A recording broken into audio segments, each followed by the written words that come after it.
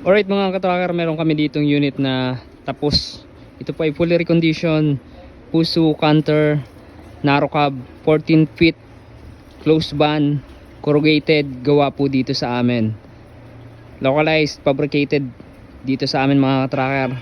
6-wheeler, 4x2. Ayan po yung kanyang gulong, Bridgestone Surplus Japan 195 by ATR 16. Naka 5 stud, and then sa kanyang brakes naka disc brake, yung likod naka drum brake, ano na rin siya, naka molye harap likod, complete standard electrical lights and accessories, may plaka, nakarehistro, brand new battery.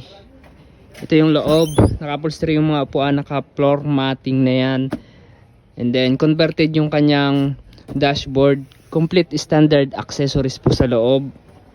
Ayan, dito naman corrugated aluminum closed van po siya na may LED clearance light. Ayan, kung makikita nyo, corrugated po ang tawag dyan. And then ito po ay dating may boom crane, so pinalitan ng brand new closed van. Ayan po yung itsura, all steel na rin po siya. Nagawa po yung pang ilalim niyan, yung preno, yung power drive train po. Ayan po yung itsura ng ating unit, nagawa dito sa Calipil Marketing Corporation. Ito po yung loob, naka plywood panel, pati ceiling, tapos steel flooring po na checkered plate yung ginamit. So naka guard po yung tail light, may step board, and then may side door, tapos maliit na toolbox. Gross weight capacity, wala po itong truck van. So ayan mga katracker, ang kagandahan sa ganitong unit. Ito po yung unit. Ang ano po nito, ang kanyang makina po ay 4D35. So sa mga naghahanap po ng surplus Japan, fully reconditioned, ayan, small unit man or big unit, marami po kaming available dito. Kindly visit us our yard and production plant. Dito po matatagpuan sa number 66 Barangay Mambugdos, Bacoor, Cavite. Ayan, hanapin nyo lamang po ako at ayan, ipapasyal ko po kayo sa mga available unit namin. So sample unit lang po para magkaroon po kayo ng idea sa recondition unit po namin. Ayan, solid na po yan, pwede na pong i-deliver.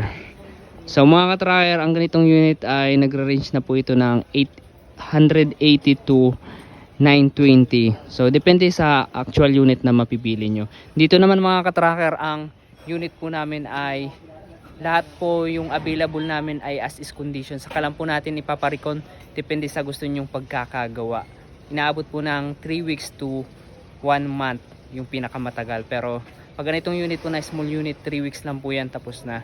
At may warranty po siya na 2 months warranty. Tapos kayo po yung first owner sa rehistro. Tapos kung ano po yung gusto nyong kulay, yun po yung ipapapintura natin. Yun na rin po yung naka-indicate sa rehistro ng ating unit. So pwede po ng cash and financing po yung mode of payment po natin. Pag cash, down lamang po kayo ng kahit 10%, and then kapag ilalabas niyo yung unit, saka nyo bayaran ng buo.